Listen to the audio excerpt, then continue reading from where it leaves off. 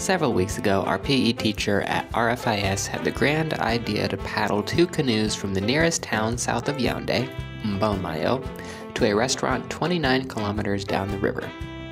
We started bright and early at 6:15 a.m. with 3 teachers, 3 students, and our fearless chauffeur, Moses. Say hi, you're in, say hi. Hi. Moses, say hi. You guys look black. Maybe you should change the brightness.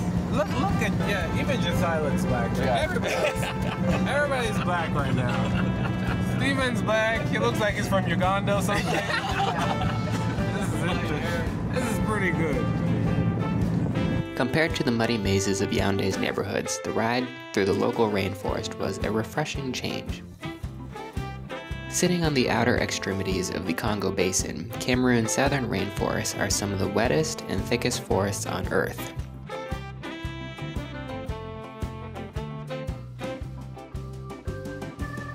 We'd hardly taken in the sights of Mbonmayo before we found ourselves crossing the bridge that we'd push off from. Moses casually pulled off the road down to the bank, and the boys started unroping the canoe.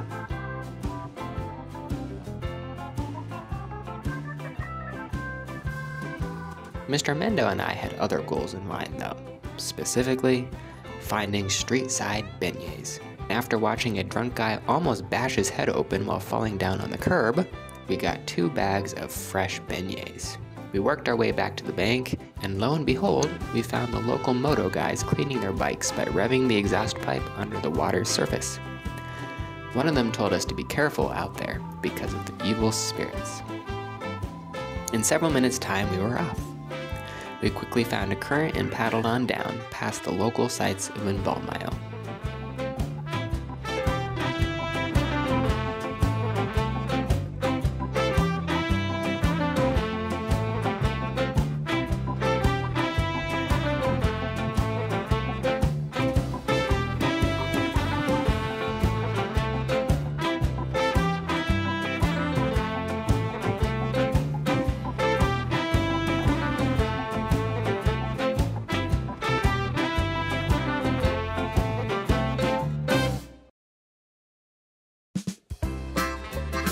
Beautiful water lilies became a common sight, as well as 2 kinds of homemade boats.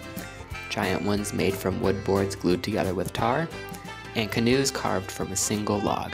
The canoes were for fishing, and some of my favorite moments from the day were interactions with local fishermen.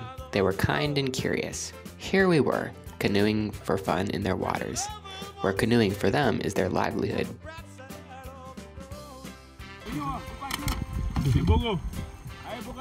Mbogo, oui. Merci. Merci. Perhaps modern man is too romantic in their appraisal of pastoral life. But the fact remains that a simple life, free from the distractions of modern life, is one filled with wonder, contentment, and peace. During our 5-hour trip, I'm glad to say I caught a glimpse of life's simple beauty, if only for a day. By this point, we'd officially left the confines of Mbonmayo. We were officially in the thick of the rainforest. By this point, the boys were way ahead of us old guys. We were starting to realize what we just got ourselves into.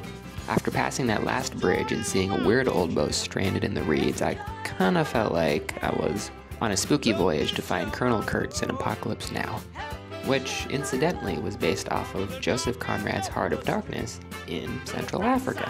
Urian also mentioned all the crazy things still in this river, like giant snakes and crocodiles. Anyhow, it really was quite peaceful. After a bit, we turned on the tunes, and we might have gotten a bit goofy too. Alright, there we go. A little video. We all know there's water around us.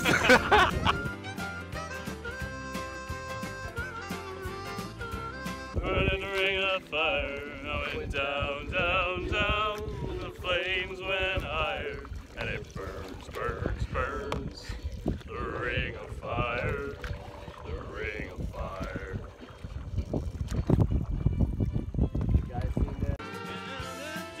I don't know about the other guys, but I started to wonder if chowing down 6 beignets while canoeing was such a good idea. but I ended up being fine in the end.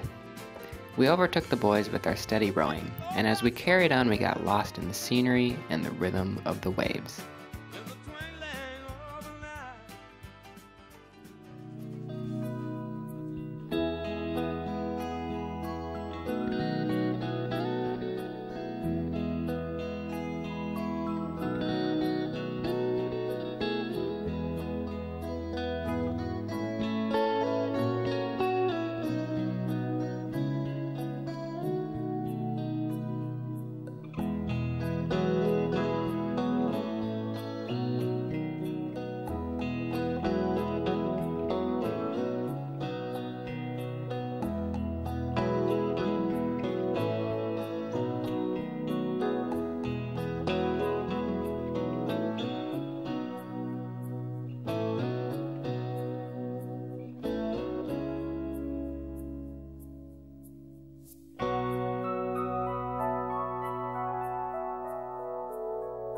Baby,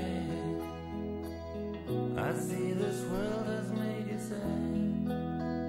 4.5 hours later, 17 miles down the river, and half an hour ahead of schedule, we saw the Ibogo Tourist Center peeking out above the trees. Good thing too for my feet and rear end, because they were getting really sore. The boys had caught up by now, so we pulled both canoes side by side, got a firm grip to keep us together, and paddled together until the last few meters. We rounded a thicket of plants before arriving at some very rewarding steps.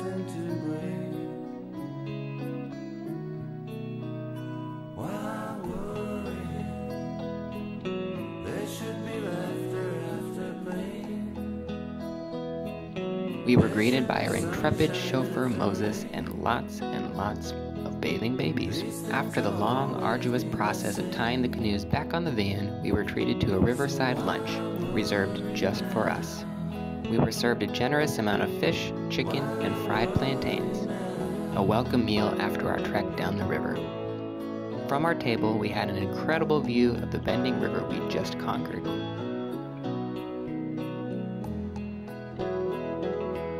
Donc là, nous sommes à Ibogo. Nous sommes quittés de Mbalmayo vers 10h30, je pense, et nous sommes arrivés ici. Là, il est 13h21. Et ouais. Donc c'était pas mal. C'était beaucoup d'énergie, vraiment, pour y arriver. Bon, il y avait une période de 4, une période de 3. Donc, ça va. Bon, là, les gars sont en train de manger. On va un peu boire et puis bon, on va appeler ça une journée, ce sera le retour. After pleasant conversation and a sincere thank you to our hosts, we got ready for the long road back. We arrived in Yaoundé in the middle of torrential rainfall, and we're very blessed that we missed the storm on the river. Never a dull day living in Africa, that's for sure. Some memories stick with you for years, and I'm sure September 22nd, 2024 will be remembered fondly as a highlight of my time in Cameroon.